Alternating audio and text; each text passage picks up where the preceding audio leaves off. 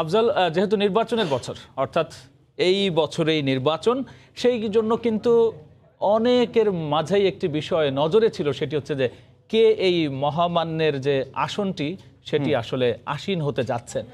এবং সেই ক্ষেত্রে আমরা দেখলাম, যেহেতু নির্বাচনের মনোনয়ন এখনো পর্যন্ত আমরা যতটুকু গণমাধ্যমের সূত্র ধরে জানি, সেটি হচ্ছে তিনি একাই মনোনয়নপত্র দিচ্ছেন এবং জাস্ট প্রক্রিয়া বাকি, তিনি এই 22তম রাষ্ট্রপতি হচ্ছেন।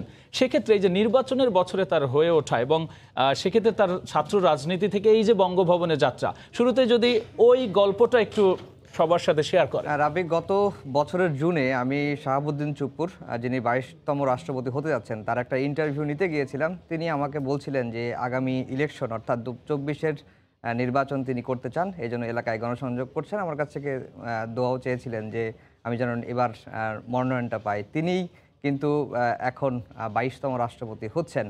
আর তার যে বর্ণাঢ্য ক্যারিয়ার, এটি নিয়ে এরই মধ্যেই গণমাধ্যমে অনেক লেখালেখি হচ্ছে।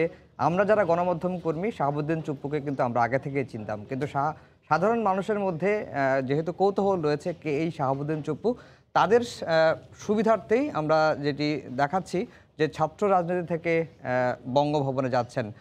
শাহাবুদ্দিন চুপ্পুর জন্ম 1949 সালে পাবনায়। 1971 সালে পাবনা জেলা স্বাধীন বাংলা ছাত্র সংগ্রাম পরিষদের আহ্বায়ক হিসেবে ছাত্র রাজনীতিতে যোগদান। এরপরে 1974 সালে পাবনা জেলা যুবলীগের দায়িত্ব পালন করেন। 1975 সালে জাতির পিতা বঙ্গবন্ধুকে হত্যার পর তাকে কারাবরণও করতে হয়।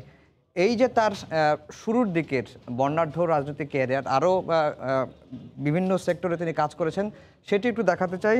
যে 1982 সালে বিসিএস ক্যাডারের মাধ্যমে বিচার বিভাগে তিনি যোগদান করেন এবং 1995 সালে জুডিশিয়াল সার্ভিস অ্যাসোসিয়েশনের তিনি মহাসচিব নির্বাচিত হন এবং 2006 সাল পর্যন্ত তিনি জেলা দায়রা জজ হিসেবে দায়িত্ব পালন করেন। 2001 সালে সাধারণ নির্বাচন পরবর্তী বিএনপি জামাতের যে অগ্নি সন্ত্রাস, আওয়ামী লীগ নেতাকর্মীদের ওপর যে হামলা এবং সংখ্যালঘু নির্যাতন নিয়ে একটি অনুসন্ধান কমিটি গঠিত হয়, বিচার বিভাগীয় তদন্ত কমিটি। তার চেয়ারম্যান হিসেবে শাহাবুদ্দিন চুপ্পু দায়িত্ব পালন করেছেন এবং 2011 থেকে 2016 দুদকের কমিশনার হিসেবে দায়িত্ব পালন করেন এবং 2011 থেকে 2016 পর্যন্ত সেই সময়ই পদ্মা সেতুতে কথিত দুর্নীতির কল্পিত অভিযোগ আনা হয়।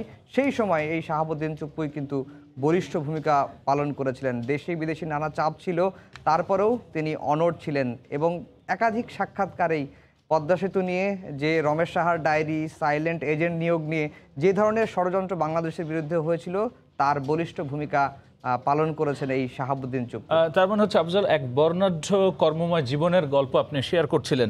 সেক্ষেত্রে সবাই কিন্তু এটিও শুনতে চায় যে এত বড় একটা পদে একজন মানুষ আসীন হলেন, তিনি আসলে এই খবরটি পাওয়ার পর বা এই ঘটনা ঘটার পর তিনি আসলে কি বললেন? তিনি আজকে খুবই সংক্ষিপ্ত প্রতিক্রিয়া দিয়েছেন। প্রতিক্রিয়া নেওয়ার জন্য আমিও ফোন করেছিলাম, তিনি ফোন ধরেছেন। ফোন ধরে বলেছেন যে আপনারা যা শুনেছেন সেটি সঠিক শুনেছেন, আপনাদের সহযোগিতার জন্য ধন্যবাদ। এই প্রতিক্রিয়াটুকুই আমাদেরকে দিয়েছেন। একই সঙ্গে গণমাধ্যমেও কিছু প্রতিক্রিয়ার বিষয় এসেছে। শাহাবুদ্দিন চুপ্পুর প্রতিক্রিয়া এখন জানতে চাই।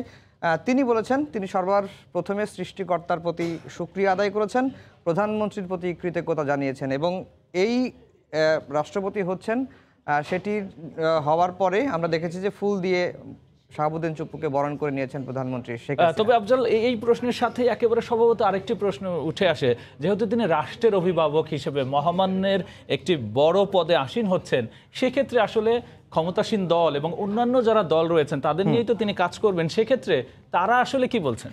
ক্ষমতাসীন দল বলছে যে যোগ্য ব্যক্তিকেই রাষ্ট্রপতি পদে মনোনয়ন দিয়েছে আওয়ামী লীগ। আর বিএনপির কাছে জানতে চাওয়া হয়েছিল যে রাষ্ট্রপতি নিয়ে তাদের প্রতিক্রিয়া কি, তারা এ নিয়ে কোনো প্রতিক্রিয়া দিতে রাজি হননি। আর আজকে যেহেতু শাহাবুদ্দিন চুপ্পুর বাড়ি পাবনায়, তিনি যখন রাষ্ট্রপতি হিসাবে আওয়ামী লীগ তাকে মনোনয়ন দিয়েছে, এর পরপরই তার যে জেলা পাবনায় আনন্দ মিছিল করেছে আওয়ামী লীগ, এ নিয়ে একটি রিপোর্ট রয়েছে, আমরা এখন সেই রিপোর্টটি দেখব।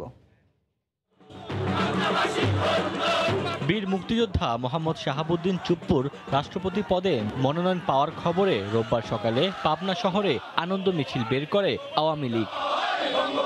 এতে যোগ দেন যুবলীগ, ছাত্রলীগ সহ সহযোগী সংগঠনের শতাধিক নেতাকর্মী। শহরের গুরুত্বপূর্ণ সড়ক প্রদক্ষিণ করে জেলা আওয়ামী লীগের কার্যালয়ের সামনে গিয়ে শেষ হয়। পরে মিষ্টি বিতরণ করা হয়। শাহাবুদ্দিন চুপ্পু সাহেব তার যে দক্ষতা রয়েছেন, উনি দক্ষতার সঙ্গে এই রাষ্ট্রপতি পদ অলঙ্কিত করবে। তৃণমূল থেকে শুরু করে চার দোকানদার থেকে শুরু করে মাঠ পর্যায়ের সবাই এত বেশি খুশি হয়েছে, সবাই নিজস্ব অর্থায়নে মিষ্টি বিতরণ করছে ভাইয়ের জন্য। তিনি যখনই পাবনাতে আসেন তখন এই জুবলি ট্যাঙ্ক মাঠে উনি দৌড়ান এবং আমাদেরকে উদ্বুদ্ধ করেন শরীরচর্চার বিষয় নিয়ে। পাবনা প্রেস ক্লাবের আজীবন সদস্য এবং দুদকের সাবেক কমিশনার জনাব শাহাবুদ্দিন চুপ্পুকে আমরা অভিনন্দন জানাই। আমরা অনেকেই তার সাথে রাজনীতি করতাম, তার নেতৃত্ব আমরা মানতাম। সংসদে নিরঙ্কুশ সংখ্যাগরিষ্ঠতা থাকা আওয়ামী লীগ থেকে মনোনয়ন পাওয়ায় দেশের 22তম রাষ্ট্রপতি হতে যাচ্ছেন আওয়ামী লীগের উপদেষ্টা পরিষদের সদস্য মোহাম্মদ শাহাবুদ্দিন চুপ্পু। সময় সংবাদ, পাবনা। রাব্বি, আফজাল, নিশ্চয়ই সুখের খবর বা খুশির খবর হচ্ছে পাবনাবাসীর জন্য, এবং তারা সেই কাজটিই করছেন। মিষ্টি বিতরণের খবর আমরা দেখলাম, কিন্তু তারপরে তো কিছু প্রক্রিয়া, একক প্রার্থী হলো বঙ্গভবনে প্রবেশের যাত্রার কিছু প্রক্রিয়া বাকি আছে, সেই প্রক্রিয়াগুলো কি? এখন শুধু আনুষ্ঠানিক প্রক্রিয়া, তাছাড়া তো আর কোনো প্রক্রিয়াই বাকি নেই। কারণ আজকে মনোনয়নপত্র জমা দেওয়ার শেষ দিন ছিল বিকেল 4টা পর্যন্ত। এখন পর্যন্ত শুধুমাত্র এই শাহাবুদ্দিন চুপ্পুর মনোনয়নপত্রটি আওয়ামী লীগ জমা দিয়েছে, যেহেতু সংসদে বিরোধী দল জাতীয় পার্টি তারা আগেই জানিয়ে দিয়েছিল যে তারা রাষ্ট্রপতি পদে তাদের কোনো প্রার্থী মনোনয়ন দেবেন না। তার কারণে এখন বলা স্পষ্টই যে তিনি 22তম রাষ্ট্রপতি হচ্ছেন। আগামীকালকে মনোনয়নপত্র যাচাই বাছাই হবে, যাচাই বাছাই শেষে আনুষ্ঠানিকভাবে সেই ঘোষণাটি কিন্তু দেওয়া হবে। আজকে আওয়ামী লীগের সাধারণ সম্পাদক ওবায়দুল কাদের একটি কথা বলেছেন যে প্রধানমন্ত্রী ঠিকঠাকই চমক দিয়েছেন। আমরা রাষ্ট্রপতি কে হচ্ছে এই নিয়ে গণমাধ্যমে কয়েকজনের ছবি কিন্তু আমরা দেখেছি, নানা সময় জল্পনা কল্পনা হয়েছে। তো এখন পরবর্তী প্রক্রিয়া যেটি হচ্ছে যে একক প্রার্থী হিসেবে তিনি বিনা প্রতিদ্বন্দ্বিতায় বিজয়ী হবেন, আর প্রয়োজন হবে না ভোটের, এবং যাচাই বাছাই শেষে সোমবারই ঘোষণা করা হবে। এই প্রয়োজন হবে না ভোটের 91-এ শুধুমাত্র একবার নির্বাচন হয়েছে রাষ্ট্রপতি পদে। সে সময় বিএনপি একজন প্রার্থী দিয়েছিলেন এবং আওয়ামী লীগ একজন প্রার্থী দিয়েছিলেন, বিএনপির প্রার্থী বিজয়ী হয়েছিল। এরপরে আর রাষ্ট্রপতি নির্বাচন হয়নি। এখন যেহেতু সংসদে একক সংখ্যাগরিষ্ঠতা আওয়ামী লীগের, সেই কারণে নির্বাচন হওয়ারও আর কোনো সুযোগ থাকলো না। আর যেটি আর কোনো প্রশ্ন আছে? যেই জায়গাটিতে আবার আলোচনায় আসি সেটি হচ্ছে যে একজন রাষ্ট্রপতি প্রস্থান করবেন, আরেকজন সেই বড় একটি পদে আসীন হবেন। সবারই কিন্তু আরও একটু বিষয় জানার থাকে যে যিনি চলে গেলেন বা ইনিও হবেন, তারপরে আসলে রাষ্ট্রপতির পদের আসলে পরবর্তীতে যারা তাদের যে অবসরের পর যে সময়টুকু, সেটুকুতে আসলে তারা কি কি সম্মান বা কি সুবিধা আসলে রাষ্ট্র থেকে ভোগ করে? বাংলাদেশের রাষ্ট্রপতি হিসেবে সবচেয়ে বেশি ছিলেন কিন্তু বর্তমান যে 21তম রাষ্ট্রপতি মোহাম্মদ আব্দুল হামিদ। তিনি টানা দুই মেয়াদে রাষ্ট্রপতি হয়ে আছেন, এবং তার মেয়াদ শেষ হবে 24শে এপ্রিল, অর্থাৎ 23শে এপ্রিল তিনি অবসরে যাচ্ছেন। অবসরের পরে একজন রাষ্ট্রপতি যে ধরনের সুবিধা পান, তিনি তার যে মাসিক বেতন, এখন একজন রাষ্ট্রপতির মাসিক বেতন হচ্ছে 1,20,000 টাকা। সেই মাসিক বেতন যখন তিনি অবসরে যাবেন তার 75% পাবেন, অর্থাৎ তিনি এখন মাসে 90,000 টাকা পাবেন। আর একজন ব্যক্তিগত সহকারী থাকবে, একজন সাহায্যকারী থাকবে মানে অ্যাটেন্ডেন্ট, আর চিকিৎসা সুবিধা, কূটনৈতিক পাসপোর্ট, রেস্ট হাউসে বিনা ভাড়ায় অবস্থান, অর্থাৎ তিনি যদি ঢাকার বাইরে কোথাও যান, সরকারি যে রেস্ট হাউসগুলো রয়েছে, সার্কিট হাউস রয়েছে, সেখানে তিনি বিনা ভাড়ায় থাকতে পারবেন। এছাড়া টেলিফোন সুবিধা পাবেন, একটা টেলিফোন থাকবে, এবং বিলও সরকারের তরফ থেকে লিমিট করে সেটি পরিশোধ করা হবে। এছাড়া নানাবিধ সুযোগ সুবিধা কিন্তু। আফজাল, সবশেষে যদি একটি বিষয় আলোচনায় আসি, আমরা শুরু করেছিলাম নির্বাচনের বছরের আলোচনা নিয়ে। সেক্ষেত্রে যেহেতু একক প্রার্থী হিসেবে তিনি আসছেন এবং বড় দল হিসেবে বিএনপি কিন্তু কোনো প্রার্থী দিচ্ছে না, কারণ তাদের আপনার হচ্ছে জাতীয় সংসদে কোনো প্রতিনিধিত্ব নাই। জাতীয় পার্টিও সবশেষ আমি যে প্রতিক্রিয়া দেখলাম গণমাধ্যমে, তারা সন্তোষ প্রকাশ করছেন। সেক্ষেত্রে তার চ্যালেঞ্জের জায়গাটা আরও বেড়ে গেল না, যে সবার কাছে গ্রহণযোগ্য হয়ে ওঠা? সেটি তো অবশ্যই, কারণ হচ্ছে যেহেতু আগামী নির্বাচন, এখন পর্যন্ত দুই দল দুই মেরুতে। আমরা দেখেছি কি যে জাতির এই সংকটকালে রাষ্ট্রপতি মধ্যস্থতার ভূমিকা পালন করেন।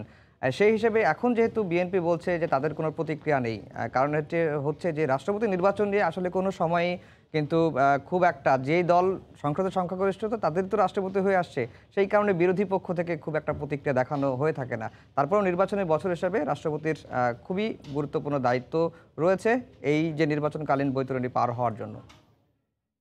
আফজাল, আলোচনা অংশ নেওয়ার জন্য আপনাকে অসংখ্য ধন্যবাদ। রাষ্ট্রপতির মনোনয়ন এবং সামগ্রিক সংশ্লিষ্ট নানা বিষয় নিয়ে আলোচনার জন্য স্টুডিওতে যুক্ত হয়েছিলেন সহকর্মী আফজাল হোসেন।